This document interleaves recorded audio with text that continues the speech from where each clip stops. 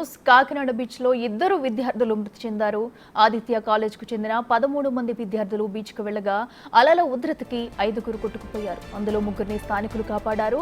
విద్యార్థులు మృతి చెందడంతో ఆదిత్య కాలేజ్ దగ్గర తల్లిదండ్రులు ఆందోళనకు దిగారు. తమకు సమాచారం ఇవ్వకుండా ఎలా ఔటింగ్ ఇచ్చారని ప్రశ్నిస్తున్నారు.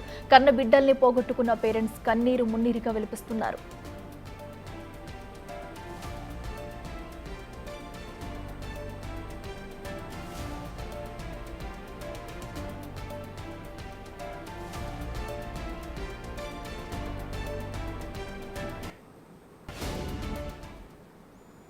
రైట్, ఇదే అంశానికి సంబంధించి మరింత సమాచారం మా ప్రతినిధి శివశంకర్ అందిస్తారు. శివశంకర్, చెప్పండి, సరదాగా ఆడుకోవడానికి బీచ్కి వెళ్ళిన విద్యార్థులు కూడా అలల ఉధృతికైతే కొట్టుకుపోవడం మనం చూస్తున్నాం. అసలు ఎంతమంది వెళ్ళారు, ఏ టైంకి వెళ్ళారు, దీని పట్ల కాలేజ్ యాజమాన్యం ఏం చెప్తుంది, డీటెయిల్స్ ఏంటి?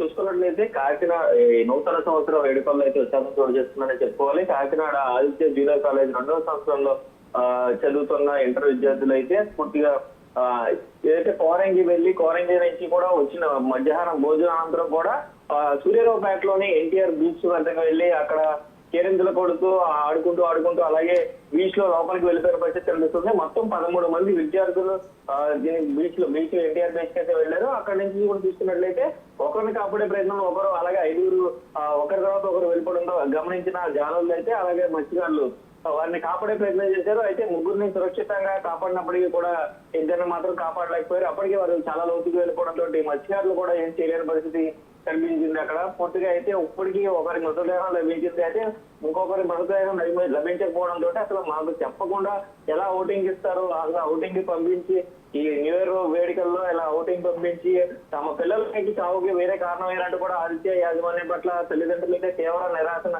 నిశ్చితం అయితే ఇక్కడ పూర్తిగా అయితే ఆందోళనకు దిగిన పరిస్థితి కనిపిస్తుంది. అయితే పూర్తిగా చూస్తున్నట్లయితే కొత్త సంవత్సరం కాకినాడలో విషయాలను చోటు చేసుకుందని చెప్పుకోవాలి.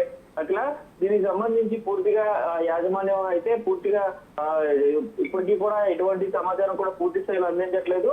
అంటే దానికి వారికి చెప్పి పేరెంట్స్ ఇంటిమేట్ చేసిన తర్వాత అయితే పూర్తిగా బయటికి పంపించాల్సి ఉంటుంది. కానీ పేరెంట్స్ ఇంటిమేషన్ ఇవ్వకుండా వారు బయటికి వెళ్ళడం పట్ల అయితే తల్లిదండ్రులు తీవ్ర ఆందోళన చేపడుతున్నారు. అయితే దీనికి సంబంధించి యాజమాన్యం నుంచి కూడా ఎవరు మాట్లాడడానికి అయితే ప్రస్తుతం శుభకథ చూపించే పరిస్థితులు ఇక్కడ కనిపిస్తున్నాయి. ఇక్కడ రైట్ శివశంకర్, థ్యాంక్ యూ.